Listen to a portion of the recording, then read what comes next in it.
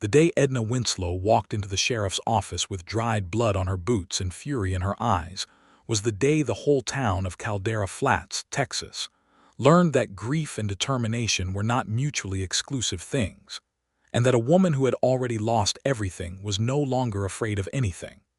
It was the autumn of 1882, and the land west of the Pecos was still a place where justice moved slow as molasses and sometimes did not move at all.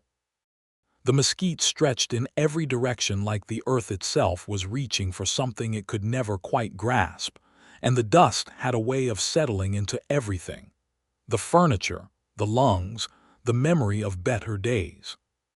Caldera Flats was not a prosperous town.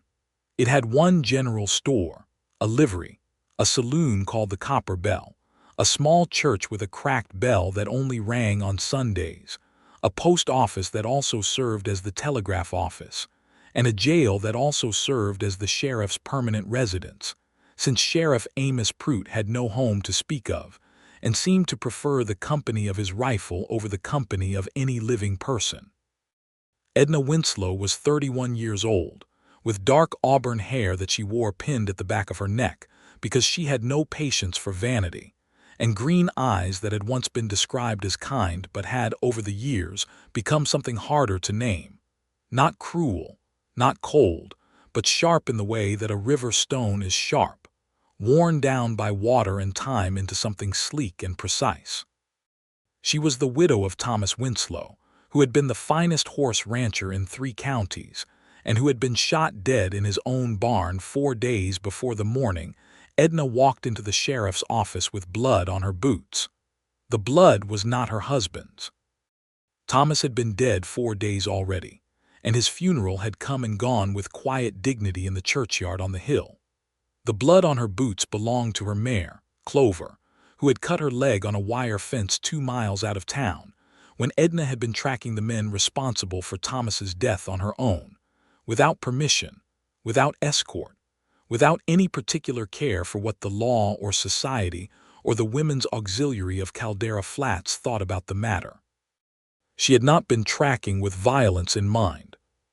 She had been tracking because she needed to know which direction they had gone, and because she needed Sheriff Prout to have that information, and because she had spent 3 days asking him for updates and received nothing in return but the particular kind of silence that men employed when they had already decided a thing was not worth their trouble. She pushed the door open without knocking.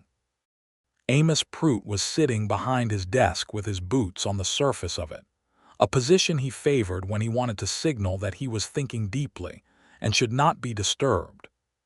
He had thin gray hair and a mustache that he trimmed every Sunday and a gut that suggested he ate better than the rest of Caldera Flats combined. He was 53 years old, and he had been sheriff for 11 years, and in those 11 years he had arrested 17 men, released 14 of them, and generally maintained a philosophy that the best law was the law that did not require a great deal of effort. "Mrs. Winslow," he said, without taking his boots off the desk. "They went north," Edna said. "Up past Calhoun Creek, toward the canyon country near the Rimrock. 3 men. I found boot prints, and one of the horses is throwing a shoe on the left rear. You can track them easy enough if you leave in the morning." Prout regarded her with the expression of a man who had been told something inconvenient. "Now, Mrs. Winslow," he said slowly, "I understand you're grieving. I understand Thomas was a good man. But the territory marshals have been notified, and these things take time. The territory marshals are 200 miles away," Edna said. "And you have been notified since Monday, and today is Thursday, and 3 men who murdered my husband are getting further from this town with every hour that passes, while your boots rest comfortably on that desk." Prout finally moved his feet. He set them on the floor and leaned forward with the practiced expression of a man performing the theater of concern.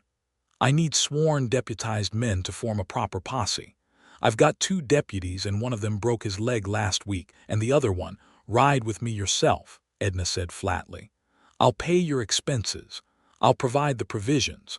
I've already spoken with 4 men in town who are willing to ride. Pete Hansen, Godfrey Mills, the Eckhart brothers." Good men who can handle themselves. Prout shook his head with the expression of a man who had already made up his mind and was now constructing reasons to justify what he had already decided. This isn't a matter for civilians, ma'am, and it certainly is not a matter for a woman. Edna looked at him for a long moment. The room was quiet except for the wind pushing at the shutters. "Then I will go myself," she said. He did not believe her. He should have. She walked back to her house at the edge of town, the one that still smelled like Thomas's tobacco and the cedar oil he used on the saddles, and she moved through its rooms with the deliberate efficiency of a woman who had already completed her grief and was now operating in a different register entirely. She packed a canvas saddlebag with dried beef, hard biscuits, a tin of coffee, 2 boxes of ammunition for the Winchester rifle she had kept loaded under the bed since the night Thomas died, a wool blanket, a compass, a canteen, a small medical kit, and the folded map that Thomas had drawn himself in his careful hand of all the land north of Caldera Flats, including the canyon country near the rimrock.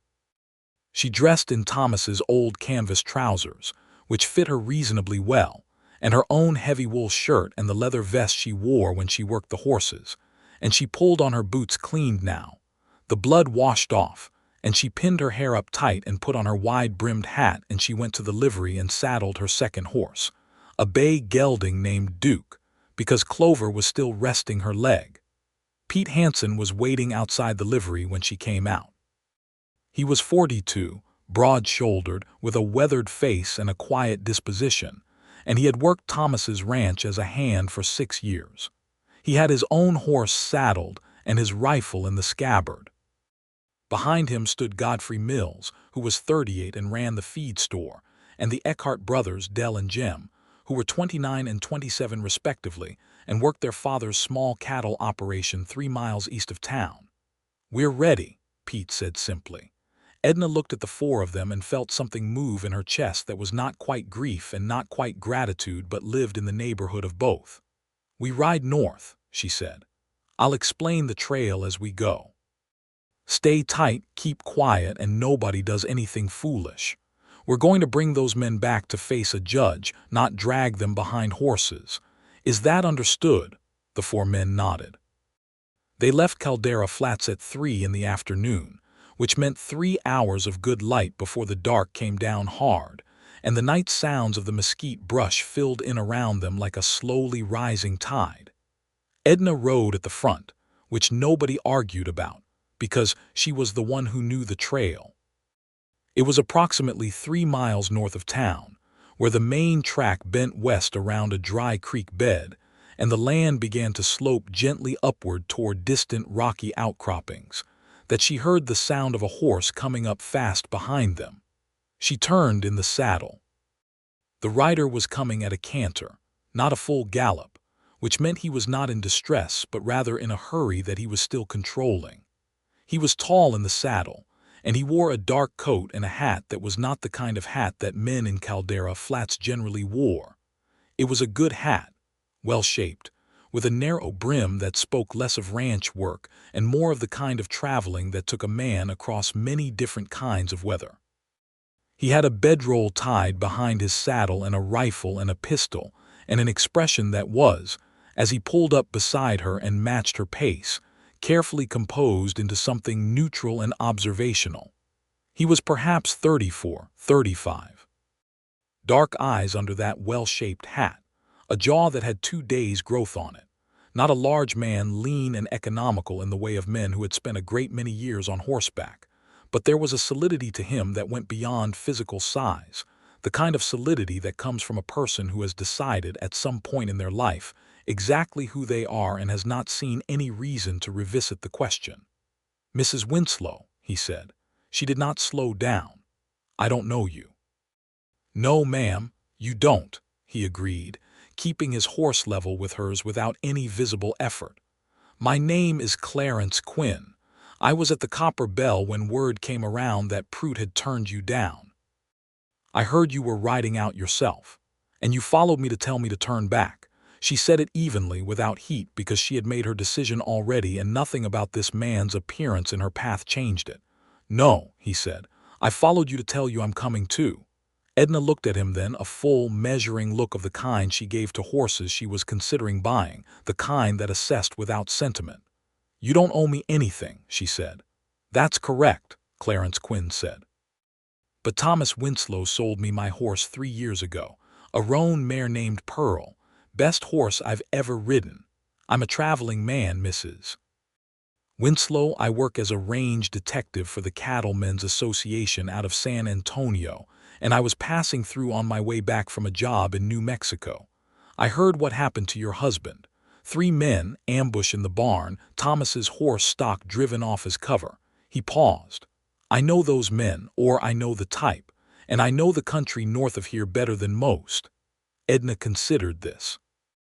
A range detective was a man who tracked stolen cattle and pursued rustlers on behalf of the large ranching interests. It was not an entirely glamorous occupation, and it existed in a complicated moral territory, but it required a very specific set of skills. Skills that would, in fact, be useful in the canyon country near the Rimrock. "You work for the Cattlemen's Association," she said. "Not for me. My current assignment is concluded," he said. "I'm between jobs. And you want to join a posse led by a widow who the sheriff wouldn't ride with." "I want to join a posse led by the only person in Caldera Flats with sense enough and nerve enough to go after the men who need going after," Clarence Quinn said, and his voice was measured and honest and entirely without flattery. "I'm not asking your permission to come along. I'm telling you I'm coming, but I'd rather do it with your say-so." The wind moved through the mesquite. Duke shifted under her. In the distance, the land rose toward blue-shadowed rock. "Can you track?" she said. "Better than most. Can you do it without getting anyone killed through stupidity? I've managed so far. Have you eaten?" He showed the faintest trace of surprise at that question, just a small shift at the corner of his mouth.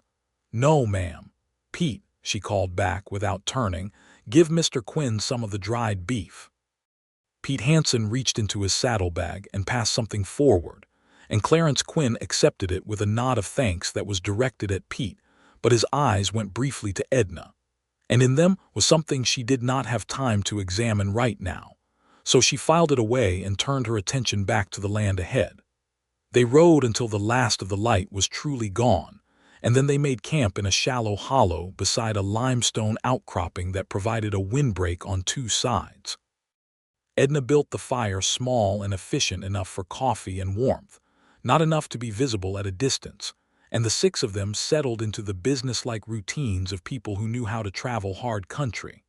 Clarence Quinn took the first watch without being asked, which Edna noted.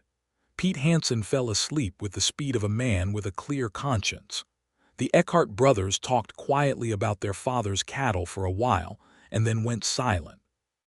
Godfrey Mills read from a small Bible by the dying firelight until he could no longer see the words.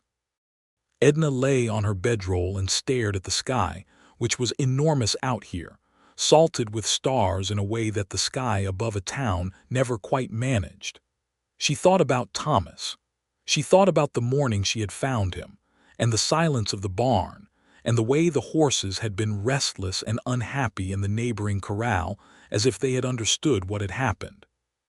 She thought about 12 years of marriage, not a passionate marriage, not the kind that poets described, but a decent one, a partnership of 2 practical people who had respected each other and built something real together and who had been, in their way, genuinely fond of each other.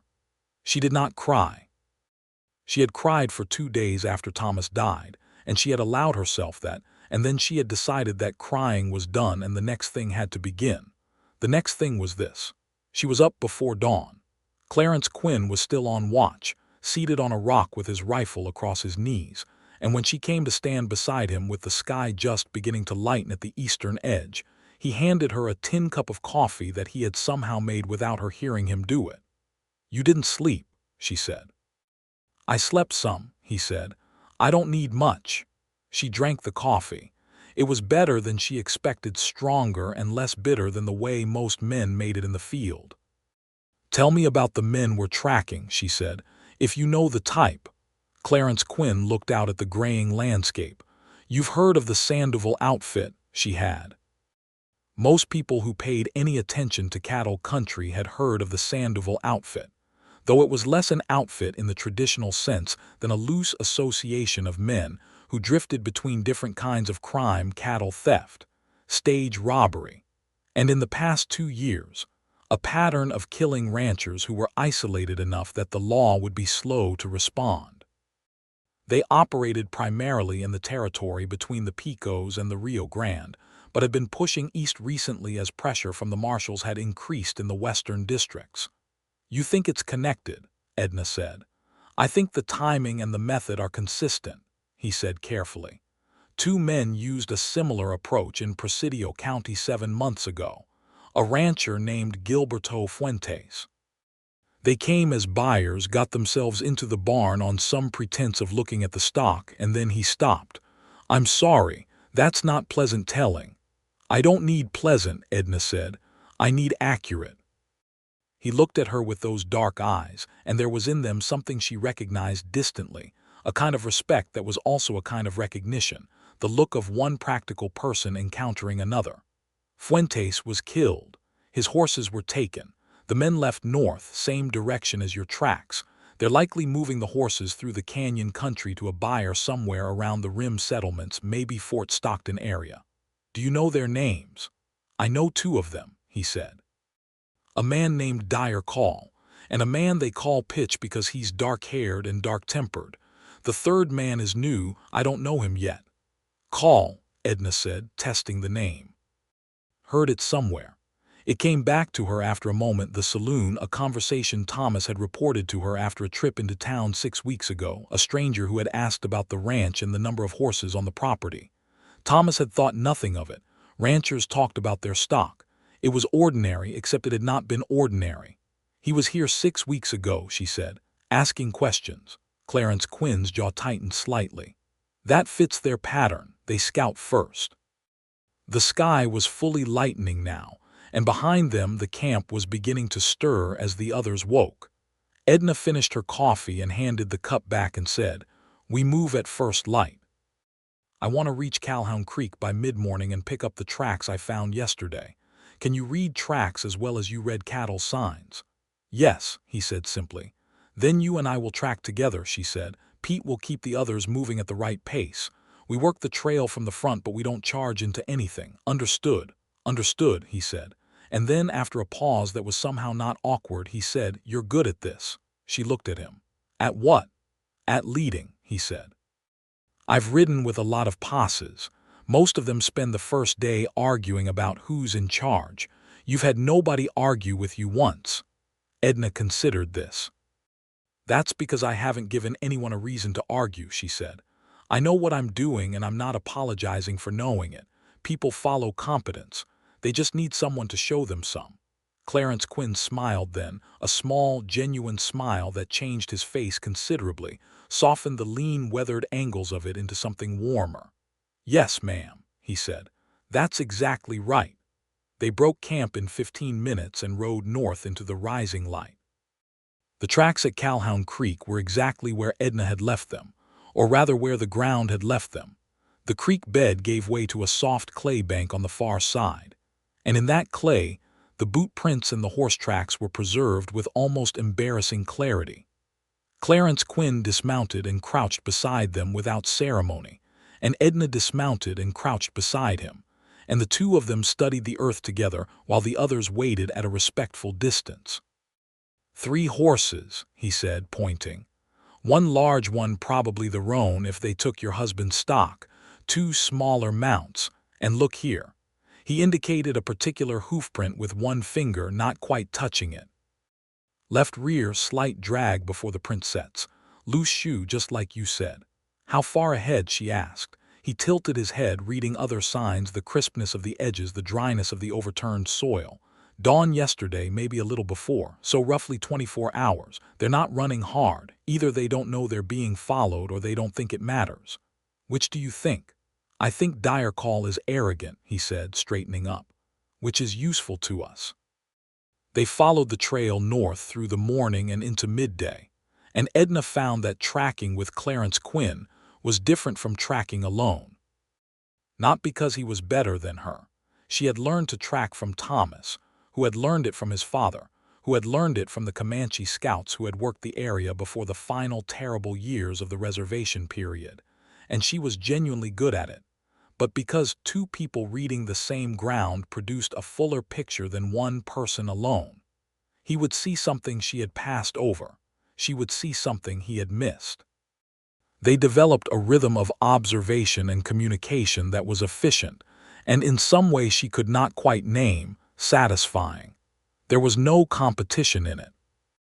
It felt like collaboration, which was something Edna had not experienced in a long time. In the early afternoon they came to where the trail branched, the limestone shelves beginning to show through the soil as they climbed toward the higher country.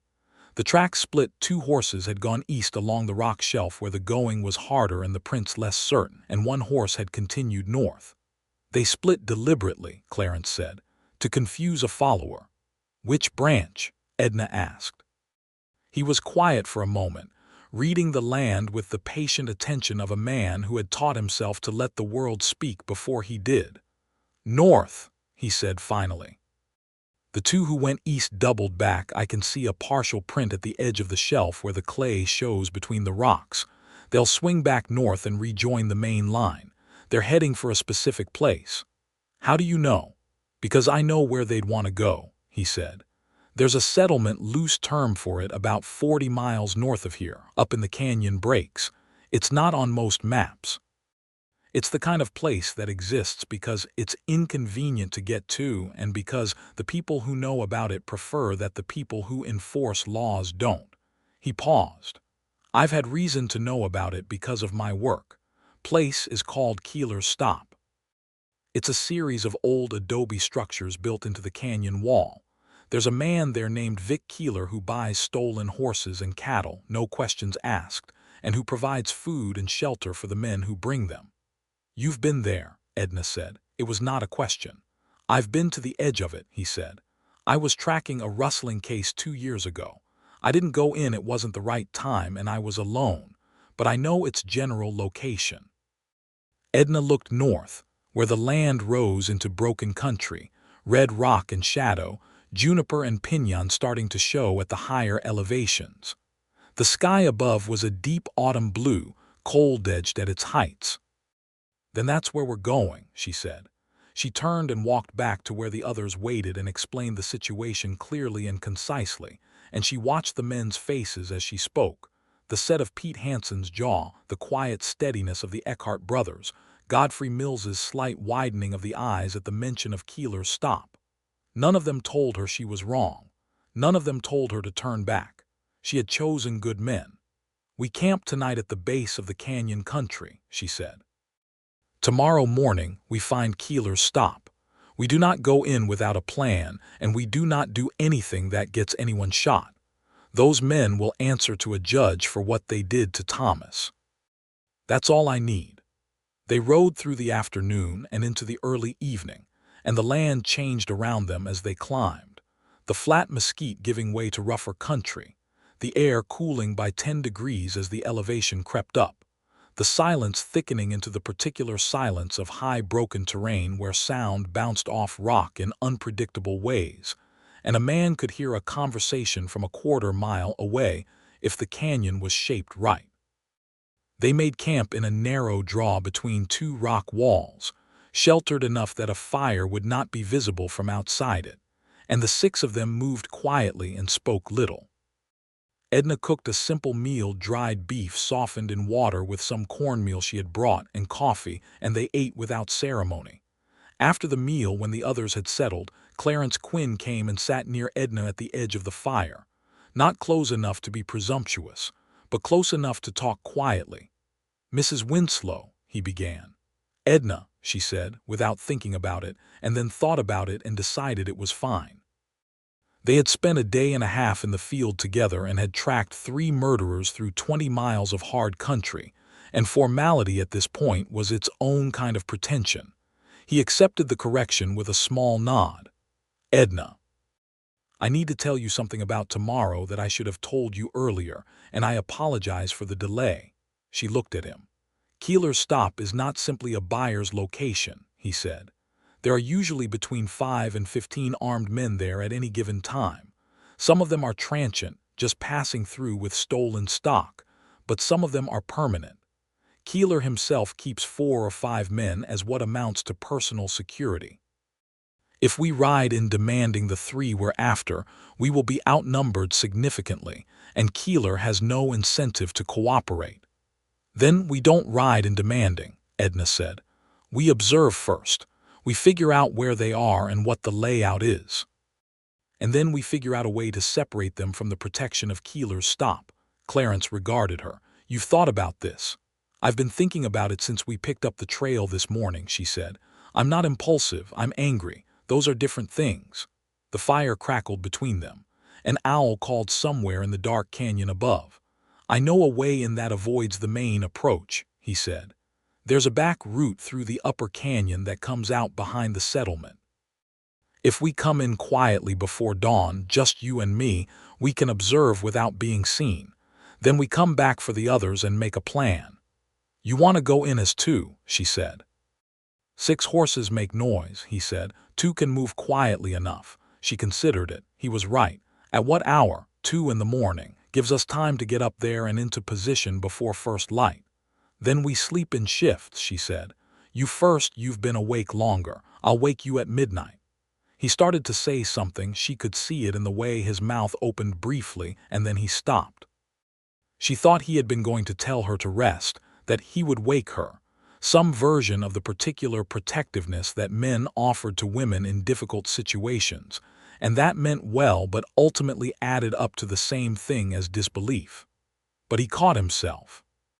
He just said, "All right," and moved to his bedroll, and Edna added that to her growing account of Clarence Quinn, which was already more positive than she had expected when he had come galloping up behind her on the road out of Caldera Flats. She woke him precisely at midnight.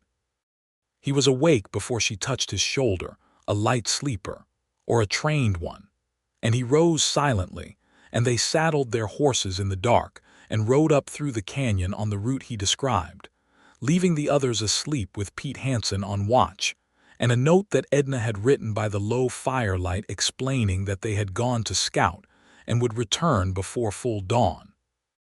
The upper canyon route was narrow and technical, the kind of terrain that required patient horses and careful handling, and Duke performed admirably, picking his way through the dark with the careful intelligence of a horse that trusted his rider. Clarence's horse, a dark gray animal he called Dispatch, was equally steady. They came out above Keeler's Stop at perhaps 3 in the morning, on a rocky shelf that overlooked the settlement from the east. In the moonlight it was visible, a collection of low adobe structures built against and partially into the canyon wall, with a larger building at the center that had firelight visible through its window shutters, and several pole corrals on the south side where horses stood in the dark. Edna counted 14 horses in the corrals. "There," Clarence said very quietly, barely above a breath, and pointed to the south end of the corrals. She looked. Even in the moonlight, she recognized the distinctive shape of Thomas's prize roan stallion, Monarch's 17 hands, heavy-muscled through the shoulder, a white blaze that caught the moon. Monarch, whom Thomas had raised from a foal. Monarch, who should have been in their barn. Something happened inside her chest at the sight of that horse, something tight and painful that she had been keeping very carefully controlled for 5 days, and she pressed it down again, breath deliberately refocused. "The buildings," she said quietly. "Main structure is the communal space and Keeler's quarters," he murmured back. "Small building to the left is where transient men sleep. 2 structures to the right are storage, feed, and goods." "If they came in last night," Edna said, "Call and the others will be in the transient building. They'd be tired from the ride and they'd want to sleep before dealing with the sale." "Agreed," he said. "So if we had enough men to cover both the transient building and the main structure, prevent anyone from exiting while someone went to the transient building's door and called call out, it could work," he said.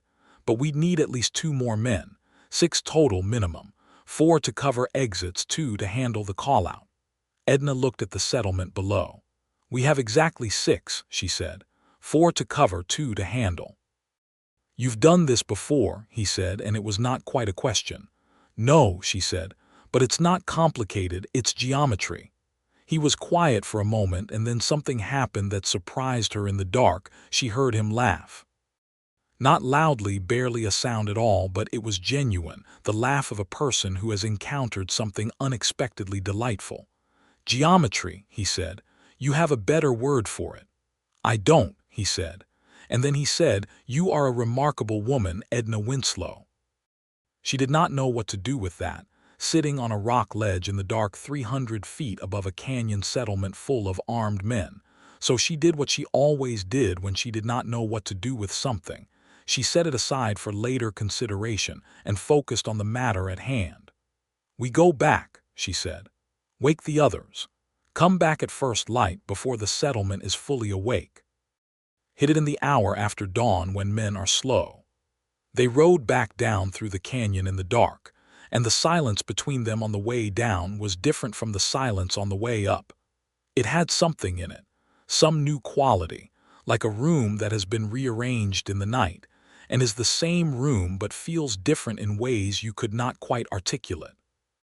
They roused the camp at 4 in the morning, and Edna explained the plan with precision, drawing the layout of the settlement in the dirt with a stick so that everyone could see it. She assigned positions. Dell and Jem Eckhart to the east side of the main structure to prevent anyone coming out that way, Godfrey Mills and Pete Hansen to cover the western approach and the corrals, and herself and Clarence to go to the door of the transient building. "We are not here to have a battle," she said, looking at each of them in turn, her voice firm. "We are here to bring 3 specific men to justice for the murder of Thomas Winslow. If Dyer Call and his men come out without a fight, then there is no fight. Our aim is to get those 3 out and on horses and headed back south. Is that understood by every man here?" Every man said yes. They rode up the main approach this time, keeping their horses' hooves in the softer soil at the edges of the track, and they came into Keeler's stop in the thin gray light of just past dawn, when the canyon walls were pale gold at their tops and dark shadow at their bases, and the settlement was still and quiet, except for a rooster somewhere complaining about the morning. They fanned out according to the plan with the smooth efficiency of people who had rehearsed it clearly in their minds. Edna and Clarence dismounted at the transient building, and Edna stood at the door and knocked with the flat of her hand, hard and deliberate, the knock of a person who expects to be heard and answered. Nothing for a moment, then a voice rough with sleep. "Who's that?" "My name is Edna Winslow," she said clearly and without raising her voice. "Thomas Winslow's wife. I have come for Dyer Call and the 2 men who rode with him. This does not need to be complicated." A different kind of silence from inside now, the silence of people waking up very quickly. "Lady," the voice said, and there was something in it that was not quite contempt and not quite surprise but lived somewhere between the two. "You need to ride back down that canyon and mind your own. Thomas Winslow was my husband," Edna said, her voice steady as the canyon wall behind her. "His life was my business. His death is my business. His horses in that corral are my business. I have 4 armed men covering every exit from this settlement and a ranged detective standing beside me who has been building a case against your partner Dyer Call for 2 years. You can come out and ride south quietly, or you can choose something harder. That is the complete set of options available to you this morning." Another silence, longer this time. Clarence was standing to her left and slightly behind, his rifle not raised but held in both hands in the position of a man who could raise it very quickly. He was watching the building's shuttered window and the edges of the door with the focused calm of someone doing a very familiar thing. The door opened. A man came out first who was not Dyer Call, a younger man, perhaps mid-20s, with a frightened face, and his hands raised to shoulder height without being asked, which Edna interpreted as the behavior of a person who had been in this situation before, and had learned that the outcome was better when you did not add to the complications. Behind him came a second man, heavier, with a dark beard that matched Clarence's description of the man called Pitch, who came out with his hands at his sides, and his eyes moving with the quick, calculating quality of a man who was still measuring distances.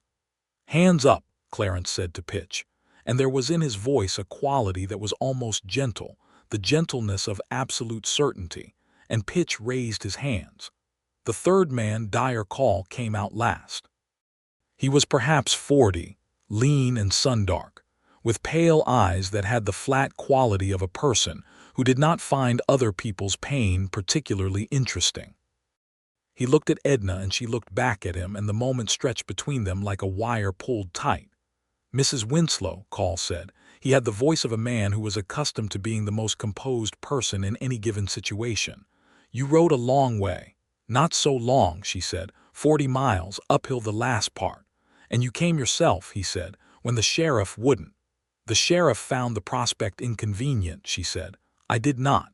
Something moved in his pale eyes. Not admiration, nothing so generous as that, but something like acknowledgement. "You know I'm not going to ride back peacefully." "I know you're going to try something," she agreed. "But I want you to look at this situation carefully before you do. 4 covered positions.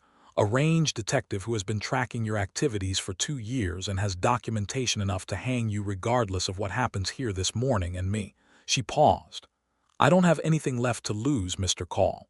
My husband is dead. That changes the arithmetic." He looked at her for a long moment, and she held his gaze without blinking because she was not frightened of him.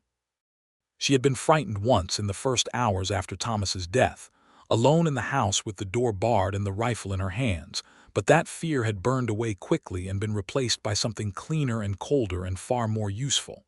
Call glanced at the main structure, clearly calculating whether Vic Keeler and his men would come to his aid. "They won't," Clarence said quietly. "Keeler has no interest in killing a federal investigation. He knows who I am. He'll stay inside." Another moment. And then, with the particular surrender of a man who has calculated every angle and found them all closed, Dyer Call put his hands up. Edna's breath came out slowly. She had not known it was held. Pete Hansen and the Eckhart brothers came forward and bound the 3 men's hands efficiently with rope, and Godfrey Mills brought horses from the corral, including Monarch, who moved toward Edna with the recognition of a horse who knew the smell of his home ranch, pressing his broad nose against her shoulder and breathing warm against her neck. And for just one unguarded moment, she pressed her forehead against his neck and closed her eyes and let herself feel the full weight of what she had done, and what she had lost, and what she had managed to accomplish in spite of it. She straightened up after a moment and found Clarence Quinn watching her with an expression she had not seen on his face before. It was not pity. She would have turned away from pity. It was something more honest than that, something that looked very much like care. She did not look away from it. "Let's take them home," she said. The ride south was long and took most of that day, and into the next morning, the 6 of them plus 3 bound prisoners moving at a pace that was not hurried but was deliberate, and the territory through which they traveled seemed to open before them in the early autumn light with a kind of unhurried grandeur, the canyon country giving way to mesa, and the mesa giving way gradually to the long flat expanses of the lower country. And the sky above was immense and blue and utterly indifferent to human suffering in the way that big skies always are, which is not unkind so much as simply vast. Edna rode much of that day alongside Clarence Quinn, and they talked. Not about the prisoners, who rode silently with Pete Hansen watching them closely. They talked about other things, about the land, about horses, about what it was like to be a traveling man doing the work of a range detective, which was, as Clarence described it, a profession that offered ample time for thinking and very little time for anything else. He had grown up in Missouri, he said, the son of a schoolteacher father and a mother who had died when he was 11. He had come west at 17 because the East had felt finished to him in some way he could not name, and he had worked cattle and then worked tracking cattle, and somewhere in those years he had become the person he was now, someone who was good at his job and who had a great deal of professional purpose and very little personal life to speak of. "No family?" she asked. "None," he said. It was not said with self-pity. It was just a fact. "Do you want one?" She did not know why she asked that. It was not a typically forward question, but it came out naturally, the way questions came when you had been through something hard together, and the formal distance between people had worn thin. He was quiet for a time. "I used to think the life I lead wasn't suited to it," he said, "moving from one place to another, never staying anywhere long enough to put down roots." "And now," she said, he looked at her. The afternoon light was long and golden, and it lay across the landscape with a particular autumn quality, warm and clear and conscious of its own impermanence. "I'm not sure that's still true," he said. She did not answer that directly. But she did not look away from him either, and the distance between their horses, which had been perhaps 3 feet all day, had somehow reduced to perhaps half that without either of them having consciously moved. They made camp that night on the flat ground south of the canyon country, 10 miles north of Caldera Flats, and the mood in the camp was different from the previous night's looser, easier, the specific tension of the days before replaced by something more expansive. The Eckhart brothers were in high spirits and told stories about their father's cattle operation that were funnier than they had any right to be. Godfrey Mills surprised everyone by producing a small harmonica from his coat pocket and playing 3 hymns, and then, after a pause, a somewhat ragged but recognizable version of a popular song that everyone knew the words to, which they sang quietly into the night air while the prisoners sat bound and silent at the edge of the firelight. Edna sat and listened and let herself feel, for the first time in many days, something adjacent to peace. Not happiness. That was too large a word for what this was. But something quieter than grief, something that was not only loss. Clarence Quinn came and sat beside her, not at the careful social distance he had maintained earlier but close, his shoulder perhaps 8 inches from hers, and he handed her a second cup of coffee that he had made again without being observed, which she was beginning to understand was simply a thing he did, a form of practical attention that was also, she suspected, a form of care. "What happens when we get back?" he asked. "I hand the prisoners to Prout," she said. "Or directly to the territorial marshal if Prout proves difficult. Clarence, in your professional capacity, do you have documentation enough to make the case?" He nodded. "I'll write a full report. I'll contact the marshal's office in San Antonio. Call and the others will stand trial. With what I have and with 3 witnesses who watched me and with you, they'll hang most likely." She nodded. That was what she had needed to know. "And after," he said. "After," she said. She considered the word. "The ranch is mine. The horses that are mine are recovered. I have work enough to occupy me for the next considerable period of time." "Alone?" She looked at him. The fire was low, and the stars above them were the same enormous salted sky as the night before, and Godfrey's harmonica had gone quiet, and the world had narrowed to this small, warm circle of light and 2 people sitting in it. "Is that a question about something specific, Clarence Quinn?" she said. He was quiet for a moment, and in that moment she could see him deciding something, weighing some internal consideration with the same careful attention he gave to tracks in clay. Then he said, "I've been a traveling man for 17 years. I've been good at it and I've been, in most respects, content with it. But content and happy are not the same thing, and I've known that for a long time without much urgency to do anything about it." He turned and looked at her directly, and his dark eyes in the firelight were very steady. "I have known you for 3 days. I know that is not a long time. But I also know that 3 days of riding hard country together and solving a real problem together is worth considerably more, in terms of knowing a person, than 3 months of parlor calls and church socials. And what I know of you in these 3 days is," he started again. "You are the most capable and genuine person I have encountered in a very long time, maybe ever. And I don't want to ride back into Caldera Flats and say goodbye and ride on to the next assignment and spend the next 17 years being competent and content." Edna listened to this. She let it settle. She thought about Thomas and about the 12 years of practical partnership that had been their marriage, and she felt no disloyalty in the thought that followed it, which was this.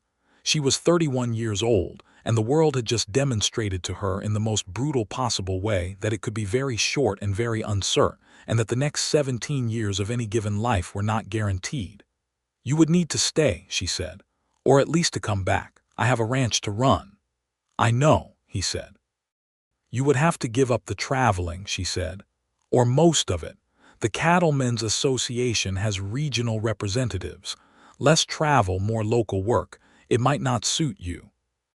"I think," he said slowly, "that the traveling suited me because it was the thing I had and I made the best of it, but I don't think it's the thing I want." "You don't know that yet," she said honestly. 3 days is not enough to know something like that." "No," he agreed, "it's not. But it might be enough to know it's worth finding out," she offered. And she felt, as she said it, the faintest and most tentative beginning of something she had not expected to feel for a very long time, something warm and cautious and entirely new. He looked at her with those steady dark eyes, and his expression was something she recognized now. It was the expression of a person who has found, in an unexpected place, something they were not looking for but had needed without knowing it. "Yes," he said softly, "exactly that." They did not say anything else that night about the subject. But when they slept, each of them slept better than they had on the previous nights, which was not nothing.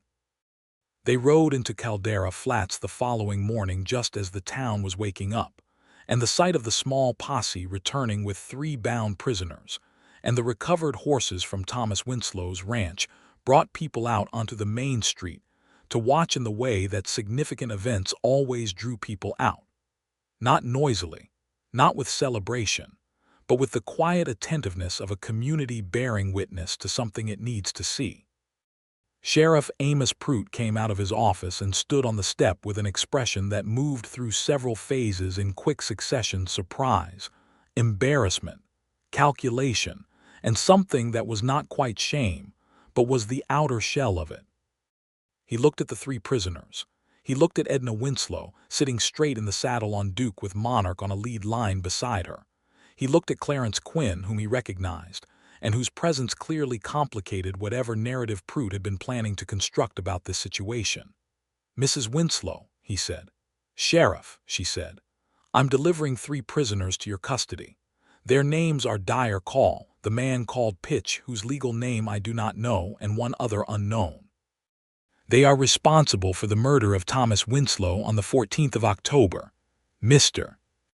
Quinn has documentation connecting Call to a prior murder in Presidio County and to the operation of the Sandoval network. I would strongly recommend that you telegraph the marshal's office in San Antonio immediately and not allow these men to be held in your facility any longer than necessary." Prout looked at her for a long moment. A small crowd had gathered. In the silence, the sound of the street, the wind, a horse at the livery, someone's screen door was very clear. "Yes, ma'am," Prout said.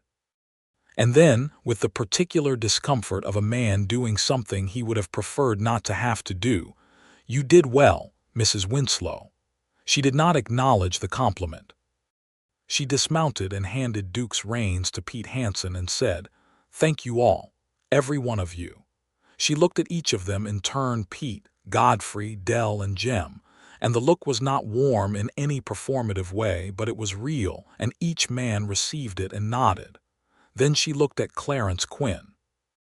He was still mounted, looking down at her with an expression that had something in it that was almost hesitant, which was so unlike the composed, practical man she had ridden 40 miles through hard canyon country with that it was notable. "I suppose you'll be riding on," she said.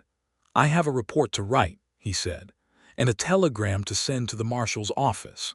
And he paused. "I was hoping you might have room at the ranch for a horse while I conducted those businesses, just for a few days." She looked at him. "I have plenty of room at the ranch," she said. "I have 14 stalls and 3 horses." "Then I'll take you up on that," he said, and swung down from dispatch, and they walked together away from the sheriff's office and through the morning street of Caldera Flats, and it was not dramatic or declared, but it was, in its quiet and particular way, the beginning of something. The ranch was 3 miles east of town, and driving Duke and Monarch home with dispatch following alongside was a different thing from all the other times Edna had ridden out to it. The house was the same pale adobe with a wide covered porch and a kitchen garden at the back that badly needed tending. And the barn was the same, freshly painful in the way it would be for some time yet. And the land was the same, spreading east in golden autumn grass toward the low hills. But the day was different, and she was different, and having Clarence Quinn walk beside her as she led Monarch into his stall and watched the horse drop his head into the water trough with the relief of a creature returning to a familiar place. All of that was different, and the difference was not unwelcome. She made dinner that evening in the big kitchen. A real dinner, not trail food. Dried beans rehydrated and cooked with onion and salt pork, and cornbread in the iron skillet, and coffee on the stove, and Clarence Quinn sat at the kitchen table and wrote his report to the Cattlemen's Association by lamplight while she cooked. And the domesticity of it was so unexpected and so natural that neither of them remarked upon it, which was its own kind of remark. They talked all through dinner and after it, sitting on the porch in the cooling evening, and what they talked about was everything.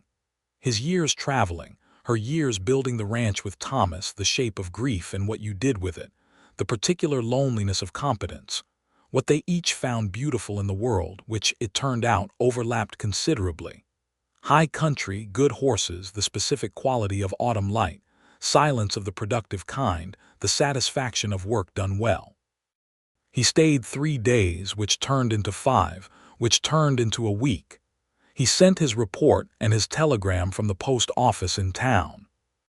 He received confirmation that a deputy marshal out of San Antonio would arrive within the week to take custody of the prisoners.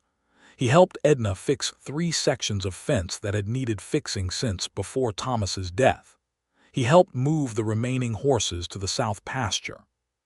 He was not skilled at ranch work in the specific sense, but he was good at physical labor, and he learned fast, and he did not act as though any task was beneath him, which was a quality Thomas had also possessed, and which Edna had always respected.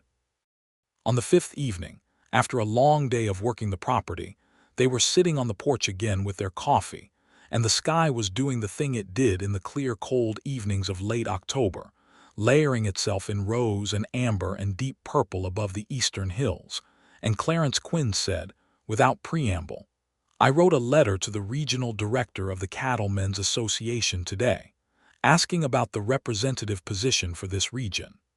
Edna set down her cup carefully. "It would mean staying," he said, "based here essentially. Day trips, maybe 1 or 2 longer trips a year, but essentially local. Less money than the traveling work, more regular." "And you want that," she said.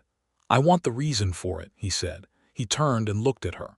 "Edna, I have ridden through every kind of country this territory offers, and I have tracked men across 2 states, and I have been competent and capable and alone for 17 years, and I would like very much to stop being alone, if you will let me try to be worthy of that consideration." The evening light was on his face, and she thought, "I did not expect this. I did not go riding out of Caldera Flats looking for this. I went looking for justice, and I found justice, and I found this also, and the world is large and strange, and contains things you do not plan for.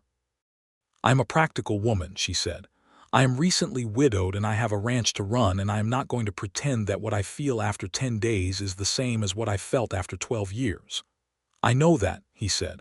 "But I also know," she said, "that there are very few people in the world who will ride with you when the sheriff won't, and you were one of them, and that is not nothing." "No," he said softly, "it is not." She looked at the evening sky for a moment, then she looked at him. "Stay through the winter," she said. "If the regional position comes through, take it. We'll see what develops, sensibly and honestly, and at the end of the winter we'll know more than we do now." He nodded. "That's fair," he said. "It's practical," she said. "It's both," he said, and smiled at her, and she let herself smile back. The deputy marshal arrived from San Antonio 12 days later, a capable man named Hollowell who took custody of all three prisoners with professional efficiency and confirmed that the case against Dyer Call was strong and that a trial date would be set within the month. He also told Edna, in the formal and somewhat stilted language that law enforcement officers used when they had to acknowledge being shown up, that her actions in pursuing and apprehending the suspects were being noted favorably in the official record. She thanked him without irony. Call was tried in December in the county seat, 30 miles east. Edna rode out to testify. Clarence rode with her. The trial took 4 days and ended with guilty verdicts on all counts for all three men. Call and Pitch received death sentences. The third man, whose name turned out to be Arlo Beecham, and who was 22 years old and had been riding with Call for only 4 months, received a sentence of 20 years hard labor, which was, given his age and the somewhat lesser degree of his participation, probably as merciful as the frontier justice of 1882 could manage. Edna sat through the sentencing with her hands folded in her lap and her face composed, and she felt what she had hoped to feel, not pleasure in punishment, because she was not built for that, but something more like resolution, the sense of a debt acknowledged by the world even when the world could not pay it in the currency that would actually matter, which was Thomas alive again. She had never expected that. She had only ever expected this, for the record to be set straight, for the names to be spoken in a court of law, for the fact of Thomas Winslow's death to be officially declared as what it was.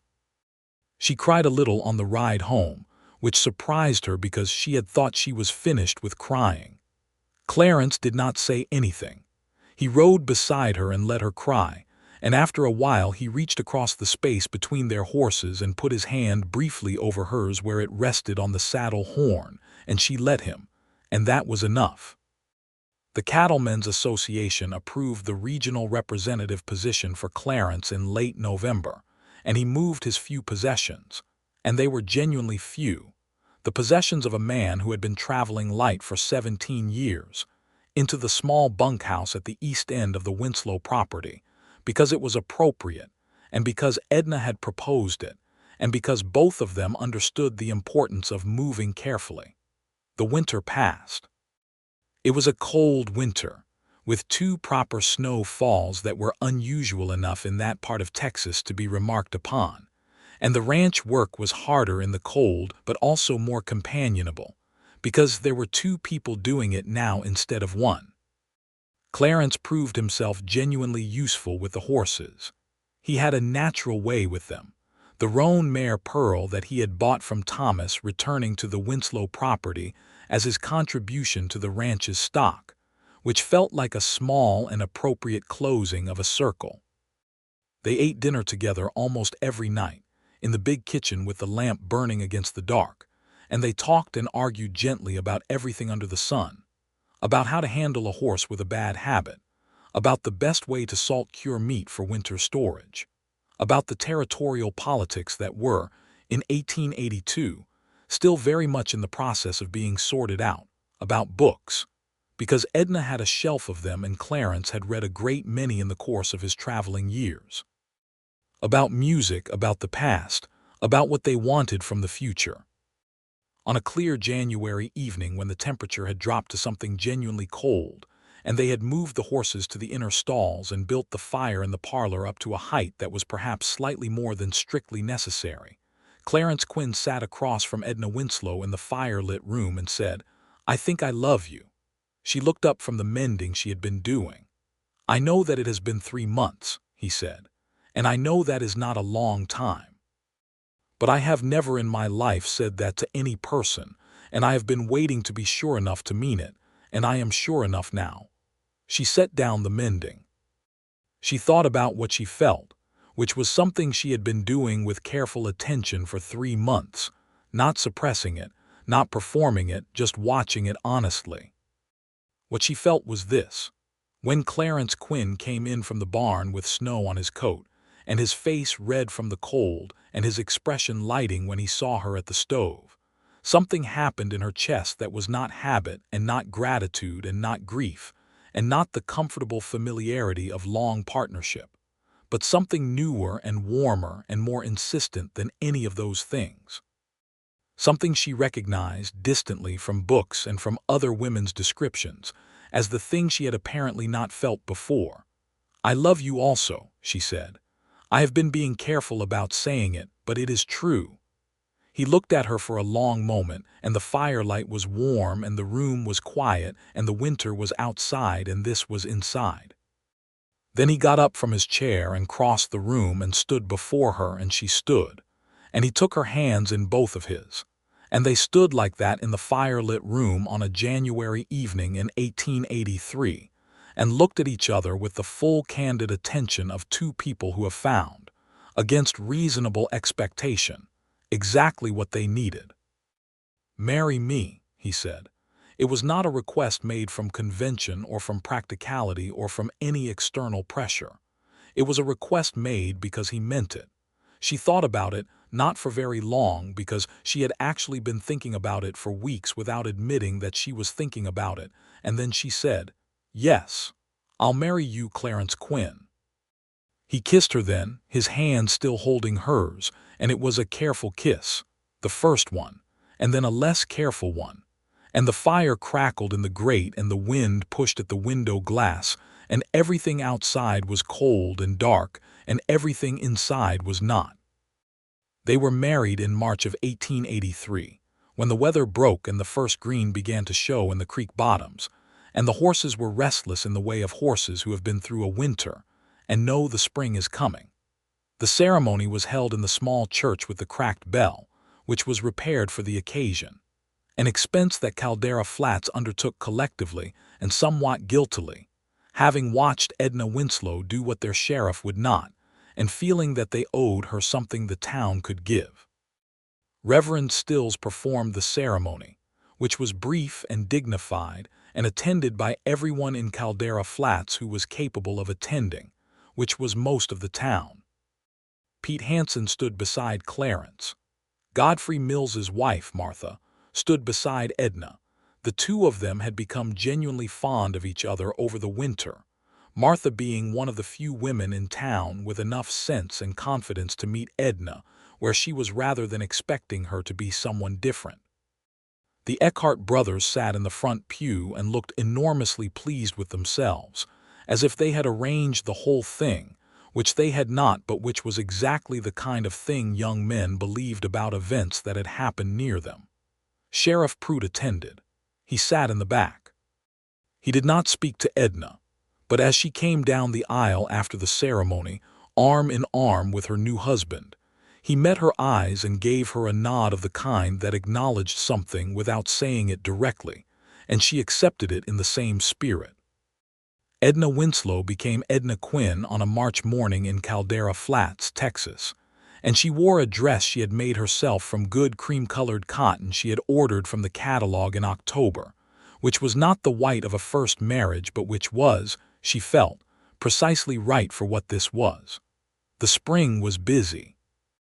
The ranch required the kind of work that springs always required. The fence lines needed riding, the pastures needed assessing after the winter, the horses needed conditioning after months of limited movement, the kitchen garden needed replanting. Clarence proved to be a genuinely committed rancher in a way that surprised even him.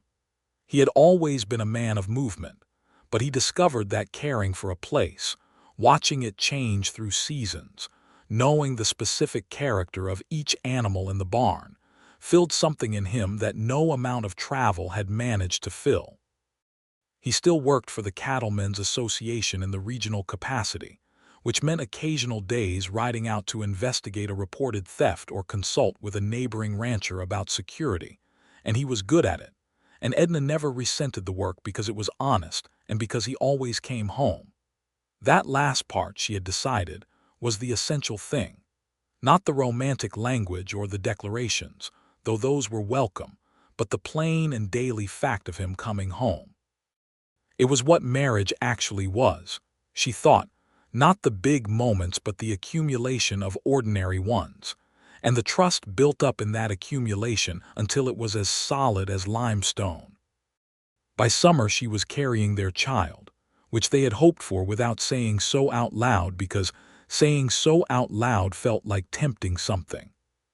She told him in the kitchen one evening in July, simply and directly in the way she did everything, and he sat down in the kitchen chair with an expression on his face that was not what she had expected, not composed, not controlled, but utterly unguarded in a way she had not seen before, his eyes bright and his hands gripping the edge of the table as if he needed to hold on to something. "Are you all right?" she asked. "Yes," he said, and his voice was not quite steady. "I'm very much more than all right." She put her hand on his shoulder, and he covered it with his own, and they stayed like that for a while, in the good summer kitchen with the windows open, and the evening coming in warm and the horses moving quietly in the south pasture. The child came in February of 1884, in the bedroom of the ranch house, attended by the town's doctor and by Martha Mills, who proved to be exactly the kind of capable and calm presence that the occasion required.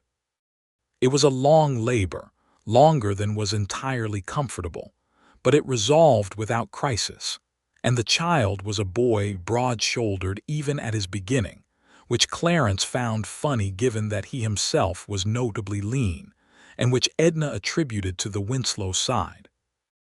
They named him Thomas Clarence Quinn, which felt exactly right, the first name for the man who had built the ranch and whose death had begun everything, the middle name for the man who had ridden out when justice needed riding, and whose presence was now the daily fact of their life.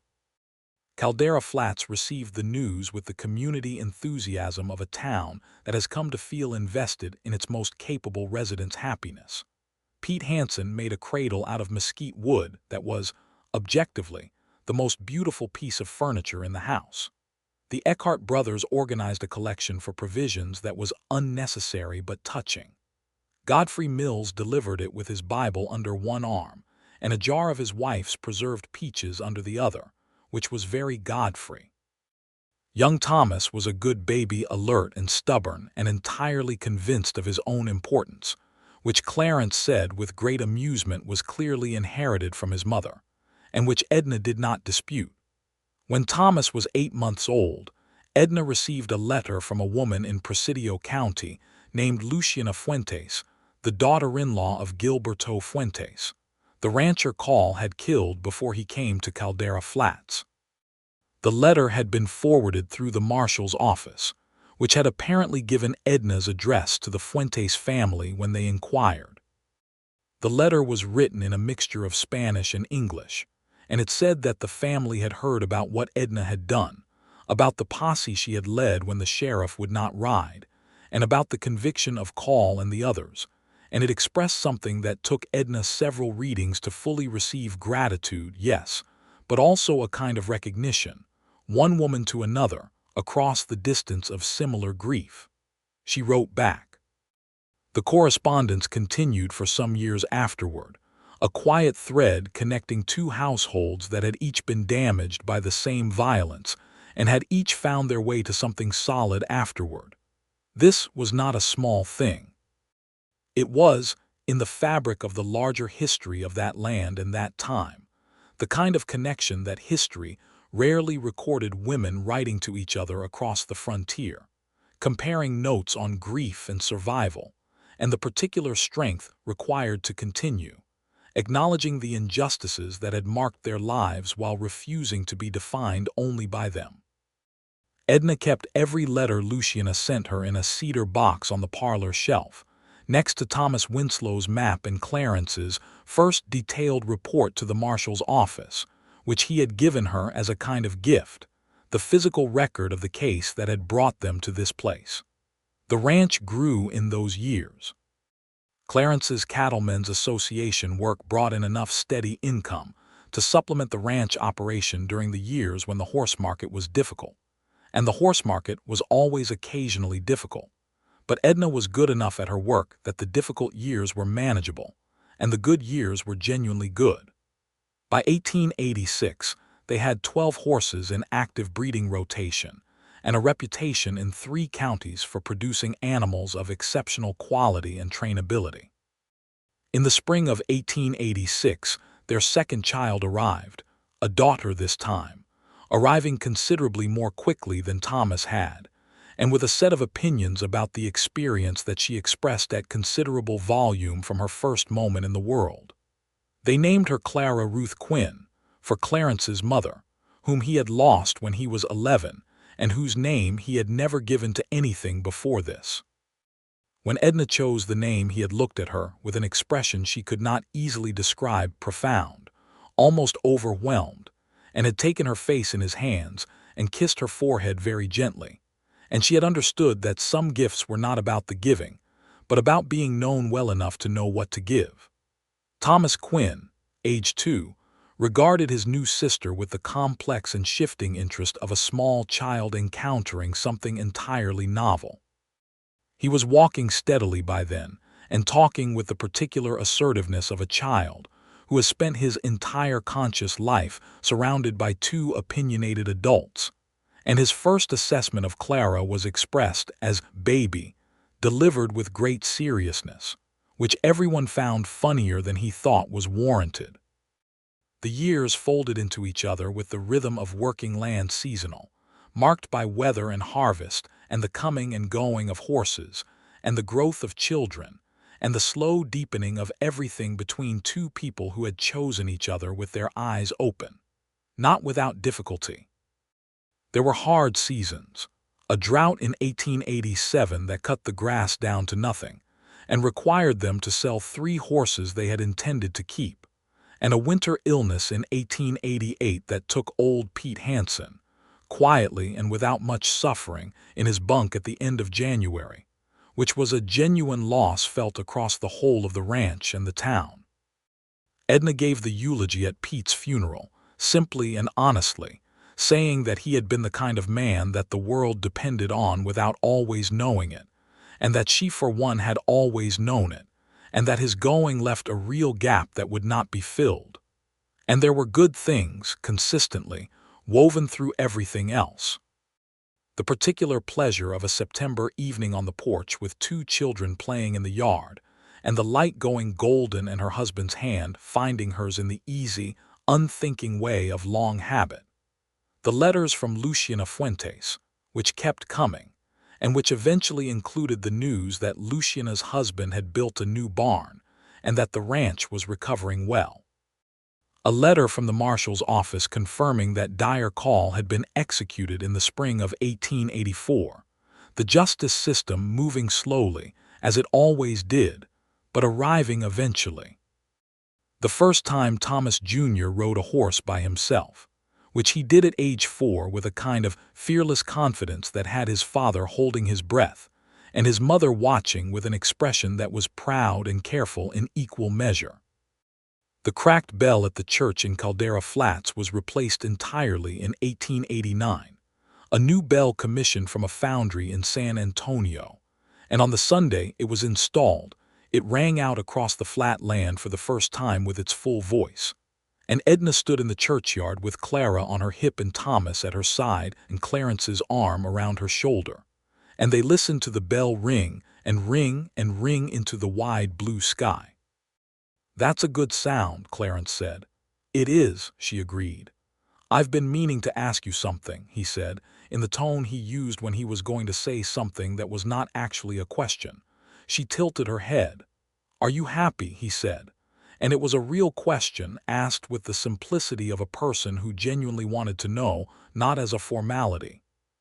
She thought about it honestly, the way she thought about all things, not performing happiness, not reassuring him with convenience, but actually taking the measure of her life in that moment.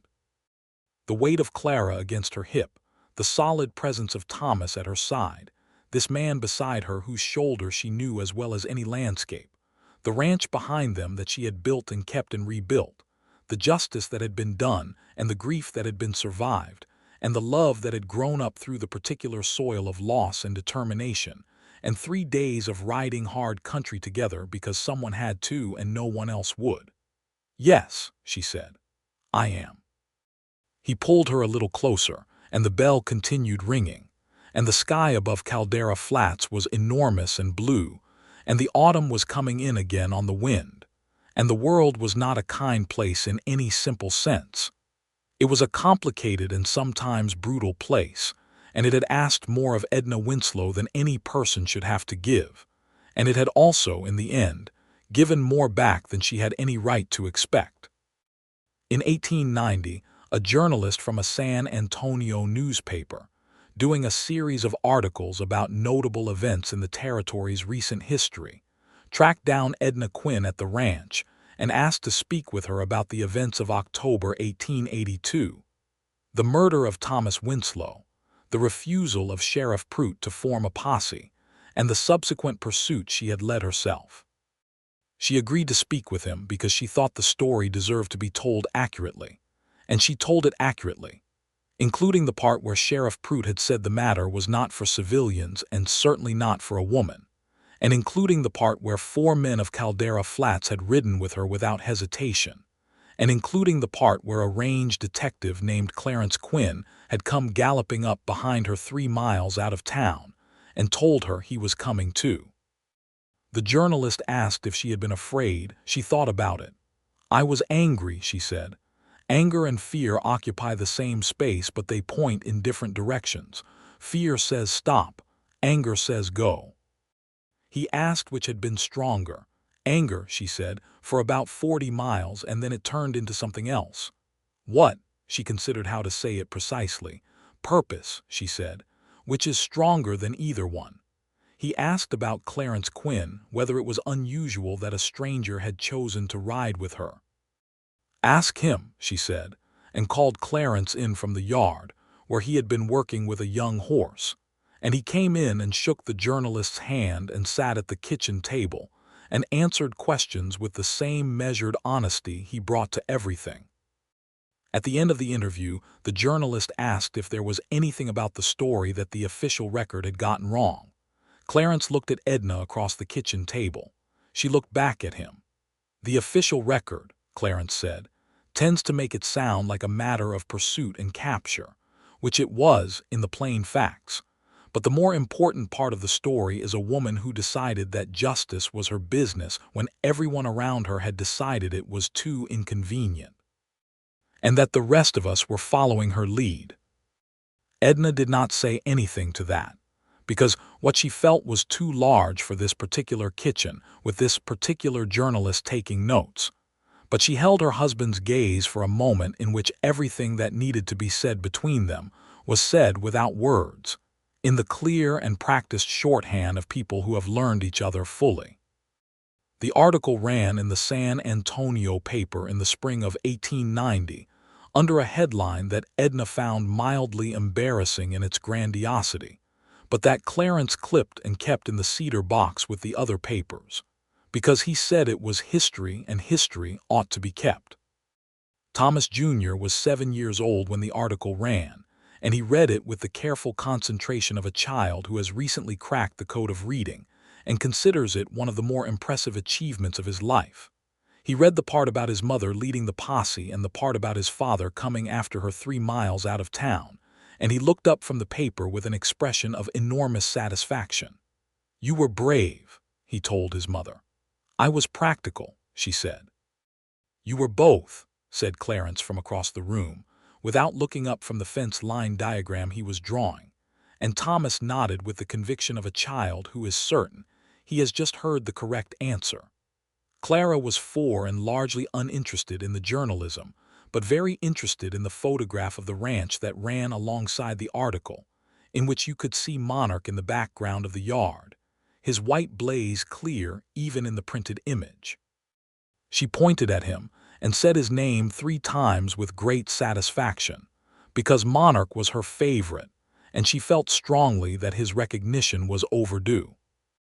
Monarch was 22 years old by then, retired from breeding, living in the good grass of the south pasture with the particular contentment of an old horse who had been well kept.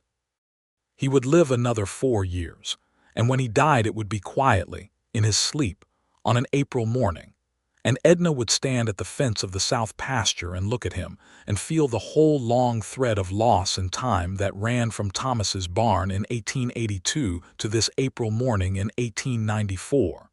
And she would feel it fully and clearly and without flinching, because that was who she was.